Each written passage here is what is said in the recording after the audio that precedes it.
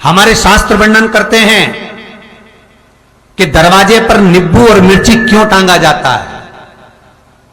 दुकान के बाहर, घर के बाहर नींबू मिर्ची क्यों टांगते हैं?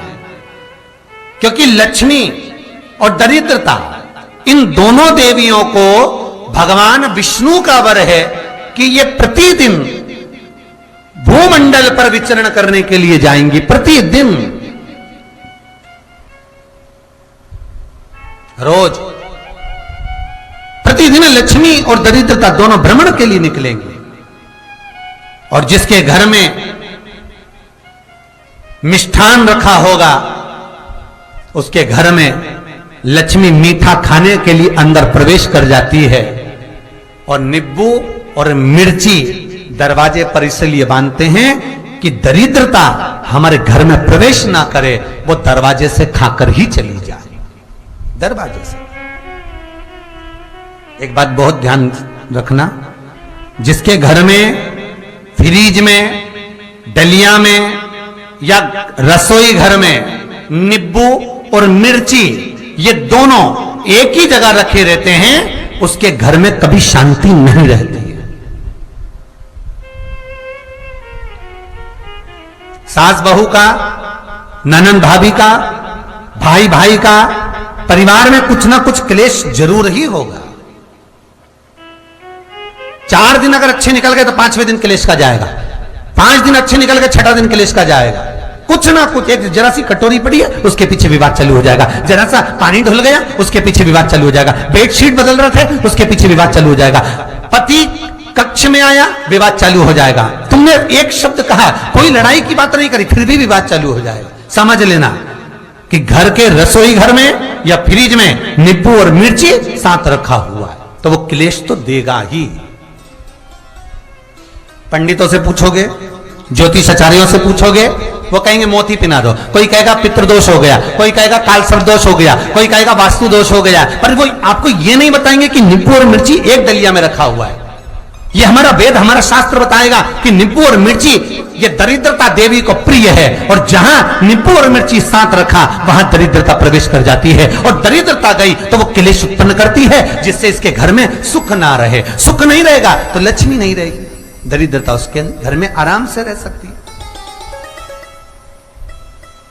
अब बहुएं कहीं किसी से पूछ रही, सास किसी से पूछ रही, हमारे घर में शांति नहीं, हमारी बहू बहुत अच्छी थी पहले, बहुत क्लेश करती है, हमारी सास बहुत अच्छी थी, बहुत क्लेश करती है, घर में विवाद इतना ज्यादा होता है। गुरुजी, जरा सी बात के पीछे विवाद होगा इतना बड़ा फैल जाएगा, पति पत्नी में जरा सी बात होगी इतना बड़ा फैलाना हो जाएगा, बच्चों को थोड़ा सा समझाओ इतना बड़ा फैलाना हो जाएगा। कारण क्या है? उसका कारण है तुम्हारे घर में जरूर एक डलिया के अंदर नींबू और मिर्ची या फ्रिज के एक बॉक्स के अंदर नींबू और मिर्ची रखा हुआ है, उसका क्लेश तुम्हारे यहां रहेगा ही, सदा रहेगा। इसलिए महाराज नींबू मिर्ची दरवाजे पर टांगा जाता है, बाहर संग नहीं, बाहर जाए। एक बात बहुत सुंदर है, जैसे दूध और दही दोनों एक ही झोले में, एक ही बैग में, एक कैरी बैग के अंदर दूध और दही अलग अलग पॉलिथीन में बंधे हुए हैं, अलग अलग डोलची में, अलग अलग डब्बे में रखे हुए हैं। एक व्यक्ति एक ही बैग के अंदर दूध और दही ये दोनों चीज अगर लेकर घर के अंदर आता है तो उसके घर में संपदा की तो कमी आती ही है, उसके घर में संपदा टिकती नहीं है। घर में अगर लाख रुपए रखे हैं तो 3 दिन या 4 दिन के अंदर वो पैसा वापस जाना है। दही और दूध अगर एक ही साथ आया है, एक ही व्यक्ति एक ही झोले में, एक ही बैग में, एक ही कैरी बैग में अगर लेकर आया, उसी तरह नींबू और मिर्ची का भी क्रम है महाराज। कई कई सब्जी वाले उसको एक साथ बांध देते, नहीं नहीं, नींबू भले अलग बैग में डाल लो, पन्नी में अलग बांधकर या झोले में अलग बांधकर मिर्ची रख लो, वो चल जाएगा, पर एक साथ अलग हो महाराज। मेरे को मालूम है दरिद्रता कि तेरे को खट्टा और तीखा पसंद है, इसीलिए महाराज हमारे हिंदू धर्म में बेटी की विदाई में 4 चीजें नहीं दी जाती। बेटी की विदाई में 4 चीजें नहीं देते। पहली झाड़ू, दूसरी सुई, तीसरी चलनी और चौथा अचार की बरनी। ये बेटी के कन्यादान में, बेटी की विदाई में नहीं देते। बड़ी दे दो, पापड़ दे दो, ये चल जाएगा, पर बेटी की विदाई में, बेटी के कन्यादान में ना तो झाड़ू जाएगी, ना सुई जाती है, ना चलनी जाती है, ना अचार की बरनी जाती है। और मेरा निवेदन है, अगर बेटी को तुम्हारे घर का, तुम्हारे हाथ का अचार कितना भी पसंद हो और बेटी के मम्मी बना के दे रहे, नहीं, मत देना, क्योंकि बेटी तन, मन और धन, ये 3 चीजों से दुखी रहेगी। अगर मां ने अचार दे दिया तो बेटी के घर में या तो तन से दुखी रहेगी, या मन से दुखी रहेगी, या धन से दुखी रहेगी। बेटी को ये 3 दुख तो रहेंगे ही। कई लोग तो अपनी बहू से कहते हैं, बेटा तू मायके जा रही, तेरी मम्मी के हाथ का अचार अच्छा लगता है, लिया ना बांध के। अब उनको कौन समझा? तुमने तो कह दिया बांध के लिया ना, पर उसको समझो तो सही, क्यों नहीं लाना है?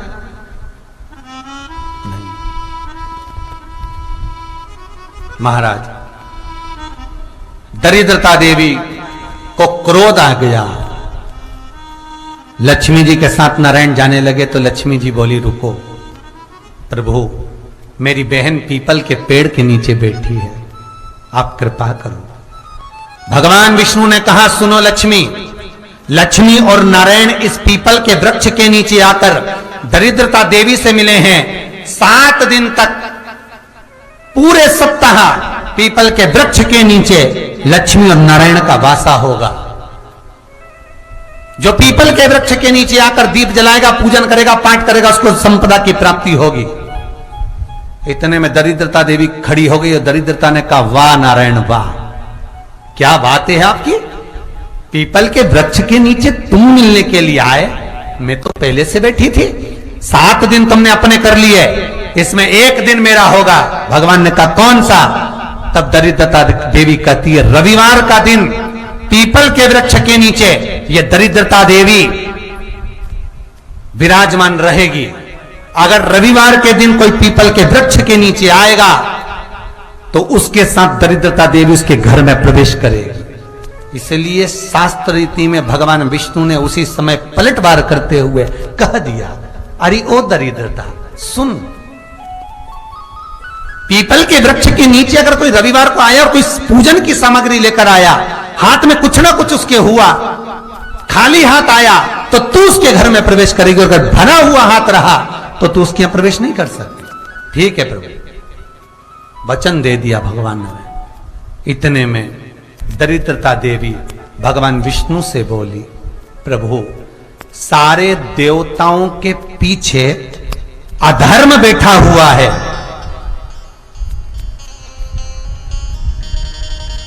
सारे देवताओं के पीछे अधर्म बैठा हुआ है। दुख और दरिद्रता कहां जाकर बैठे हैं, आप स्थान बता दीजिए। आपको अब भी कहा कथा में कि देवताओं के पीछे, देवियों के पीछे, पीठ के भाग में अधर्म का निवास है, आगे धर्म का निवास है। इसलिए मंदिर में अग्रण्य प्रणाम करना चाहिए, आगे की पीछे नहीं। दरिद्रता देवी कहती है, ये दरिद्रता और दुख कहां जाकर बैठेंगे, आप वर दीजिए।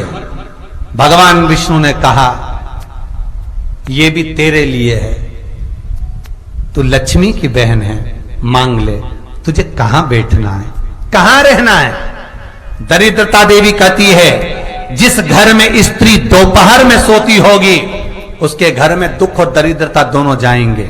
जिनके घर में कांटेदार पेड़े लगे होंगे, पौधे लगे होंगे, उनके घर में दुख और दरिद्रता दोनों जाएंगे। जिनके घर में रात्रि में बासी बर्तन पड़े रहेंगे, उनके घर में दुख और दरिद्रता दोनों जाएंगे। भगवान विष्णु बोले, ठीक है।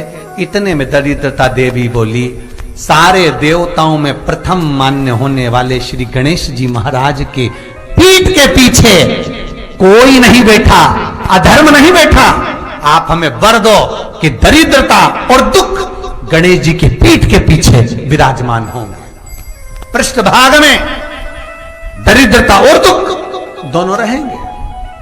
वर दो आप।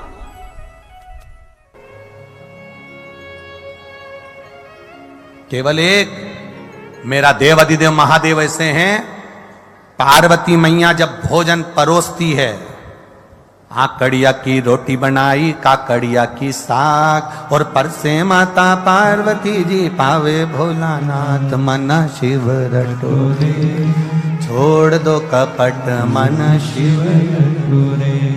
आकड़िया की रोटी बनाई और काकड़िया की साग। पार्वती जी जब जब भोजन बना के तैयार रखती हैं, शंकर भगवान के सामने थाली आती है, शिव जी के सामने जैसी थाली पहुंची, बाबा भोलेनाथ जी के सामने जैसी पात्र आया भोजन का, शंकर भगवान सबसे पहले भोजन करने से पहले नंदी की ओर देखते हैं, नंदी शिव जी की ओर देखता है। तब पार्वती जी 3 बार भगवान महादेव से प्रश्न कर चुकी, ऐसा क्या कारण है कि मैं भोजन बनाकर तुम्हारे सामने रखती हूं और नंदी की ओर तुम मुड़कर देखते हो? भोजन में कोई कमी रह गई, भोजन में नमक रह गया, भोजन में मिर्ची रह गई, भोजन में घी रह गया, भोजन में क्या कमी रह गई कि मैंने थाली रखी और तुमने नंदी की ओर देखा? ऐसा है क्या? पति भोजन करने बैठे और पत्नी ने थाली लगा के रखी और पति अपना मोबाइल देखता रहे, तो पत्नी को गुस्सा नहीं आएगा? तुम्हारा मोबाइल जरूरी है कि भोजन जरूरी है? किससे चैटिंग चल रही है? क्या है ये? किससे बात चल रही है? क्या हो गया ये मोबाइल में क्यों लगे रहते हो दिन भर? भोजन की थाली सामने रखी है ना। माता पार्वती जी ने शिव जी के सामने भोजन की थाली रखी और भगवान शंकर भगवान ने नंदी की ओर मुख कर कर देखा। जो नंदी की ओर देखा तो पार्वती जी ने गुस्सा कर दिया। माता पार्वती जी बोली, प्रभु एक बात बताओ, मैं रोज भोजन की थाली लाती हूं और आप भोजन की थाली देखकर नंदी की ओर देखते हो, ऐसा है क्या?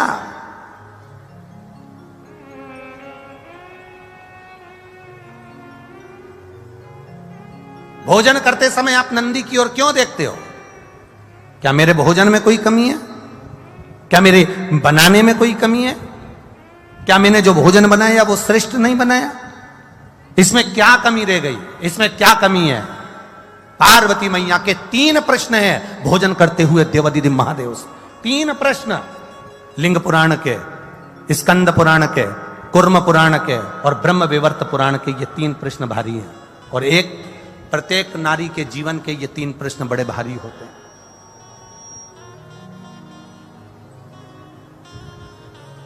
ब्रह्म विवर्त पुराण में भी ये वर्णन किया गया। प्रश्न कर लिया, क्या कारण क्या है?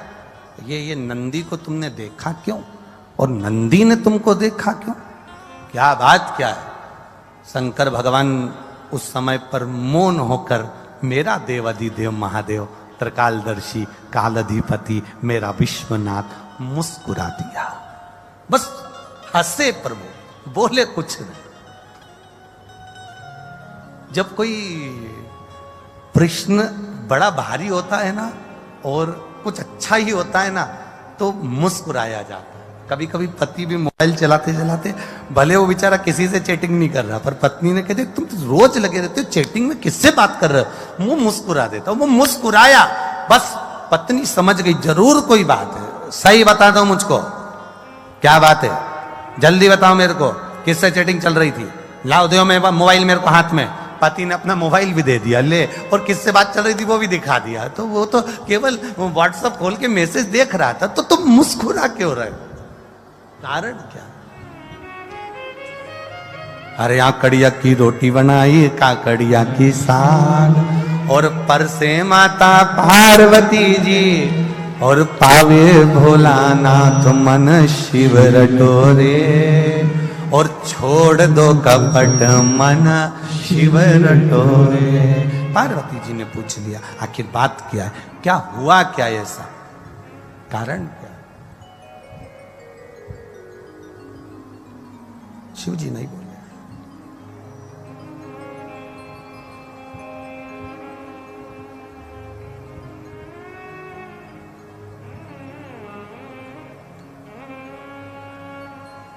शिव जी नहीं बोले।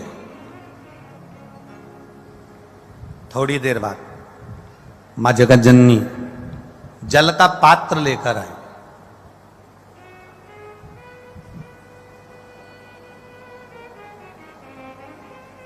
जो जल का पात्र लेकर मां जगत जननी आई, शिव जी ने अपनी केश को जटा को हाथ लगाया, ऊपर देखा। शंकर जी का एक चित्र, एक फोटो आपने देखा होगा जिसमें शिव जी ऊपर देख रहा है, दोनों हाथ ऊपर। किसी ने दर्शन करें कभी? शिव जी के एक फोटो का दर्शन करना, अगर ना करे हो तो कभी गूगल पर, नेट पर, चित्र में शिव के जटा ऊपर गंगा और शंकर के नेत्र ऊपर दर्शन कर रहे।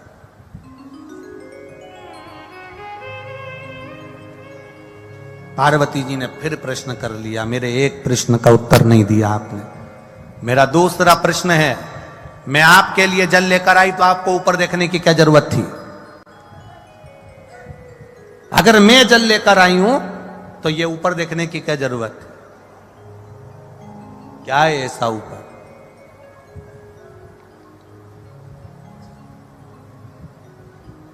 ऐसा है क्या? शिव जी ने कोई उत्तर नहीं दिया। कभी कभी उत्तर ना दिया जाए तो ही अच्छा है।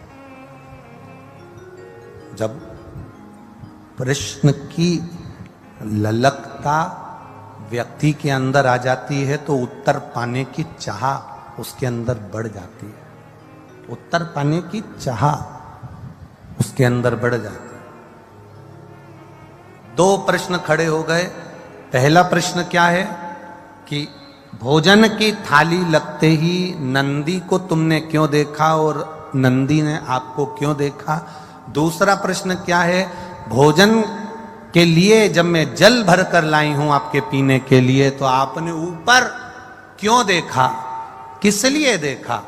और महाराज तीसरा प्रश्न, जब भोलेनाथ भोजन की थाली पे से उठ गए, जल पान कर कर उठ गए, जब मेरे शंकर भगवान जल पीकर भोजन की थाली पर से उठकर जब चले और बाहर जाकर केवल खड़े होकर मेरे भोलेनाथ ने कुछ देर नेत्र बंद करे, तब फिर माता पार्वती ने प्रश्न कर लिया कि मेरे नाथ, अब ये तीसरा प्रश्न है आपके चरणों में कि आपने बाहर जाकर नेत्र बंद कर कर क्यों खड़े हो गए? कारण क्या है? कारण क्यों? कि शंभु शरणे पड़ी मांगू घड़ी रे घड़ी दुख काटो दया करी ने दर्शन आपो। तीन प्रश्न है और तीनों प्रश्न बड़े भारी हैं। तीन प्रश्न और तीनों प्रश्न बड़े भारी। शिव जी शयन में विश्राम करने के लिए मेरे भोलेनाथ जी बैठे थे, लेट रहे थे, तभी उसी समय पार्वती मैया आ गई। शिव जी के चरण के नीचे के तलवे को मेरी माता पार्वती जी ने हाथ लगाया है, शंकर भगवान के पांव के तलवे में। बहुत बहुत ध्यान देना।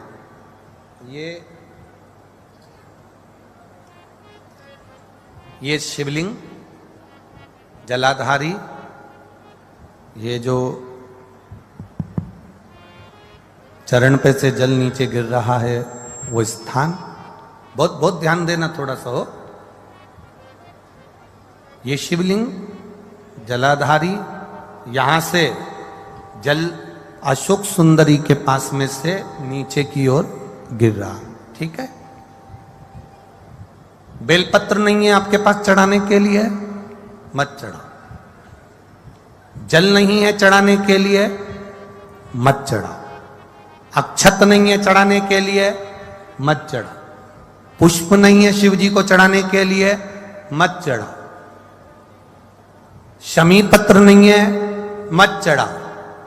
पर किसी शिवालय में, किसी शंकर के मंदिर में अगर तुम गए हो, तुम्हारे पास में कुछ भी नहीं है, जो भी भगवान का दर्शन तुमने किया है तो यहां से जो पानी नीचे गिरता है उस गिरने वाले स्थान पर मात्र अपने हाथ का 3 बार स्पर्श कर कर बाबा से दिल की बात कहकर आ जाओ तो मन की मुराद बाबा पूर्ण कर देता है। वो सहज प्रसंग है। माने मेरी माता पार्वती जी ने शिव जी के चरण के नीचे के तलवे को मेरी माता ने स्पर्श किया है। आज बाबा बैठे हुए और माता ने चरण के तलवे को स्पर्श किया।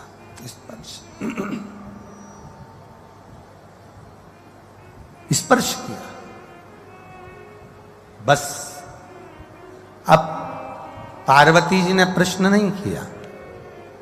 3 प्रश्न माता पार्वती जी कर चुकी थी। अब दूसरी बार माता पार्वती जी ने शंकर जी से कोई प्रश्न नहीं किया। मेरा धर्म पत्नियों से निवेदन है, तुम्हारे पति से तुमने एक प्रश्न किया और उसका उत्तर अगर वो नहीं दे रहे हैं तो तुम मौन हो जाओ, चुप हो जाओ, पीछा मत पकड़ना। पर तुम्हारी आदत इतनी विचित्र है, जब तक उस बात के पीछे तुम्हारी लड़ाई नहीं हो जाए तब तक तुम वो बात कभी खत्म करती ही नहीं। उसके पीछे जब तक विवाद ना हो जाए तब तक वो बात खत्म नहीं होती। पर शिव महापुराण अपने चरित्र का वर्णन करते हुए कह रही है, शिव तत्व का चरित्र का वर्णन करते हुए कह रही है कि जब एक बात का प्रश्न, एक प्रश्न तुमने किया और तुम्हारे पति ने उत्तर नहीं दिया तो हो सकता है वो उत्तर बाद में दे, हो सकता है उस उत्तर के लिए तुम ठीक नहीं हो सकता है उत्तर के लिए वो समय ठीक नहीं है, हो सकता है उत्तर के लिए वो स्थान ठीक ना हो सकता है वो उत्तर तुम्हारे लिए ना हो, इसलिए उसने नहीं दिया। पर आपसे निवेदन है, आप पीछा पकड़कर मत बैठो।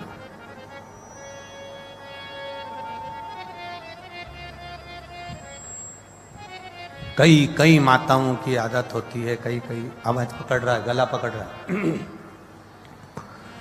कई माताओं की आदत रहती है, पीछे के गए हुए लोगों को ज्यादा उखाड़ते हैं। पीछे का जो समय चले गया ना उसको उखाड़ते हैं। वो तो मैं उस दिन से जानती हूं जिस दिन से शादी करके आई हूं ना, 3 दिन नहीं हुए थे और तुम्हारी बहन ने मेरे साथ जो करा है ना, मैं सब मालूम है मेरे को। अब जब लड़ाई होती है तब वो 3 दिन, उसके पूरे 70 साल की हो गई पर वो 3 दिन खत्म नहीं हुए। उसके 3 दिन उसके चालू है।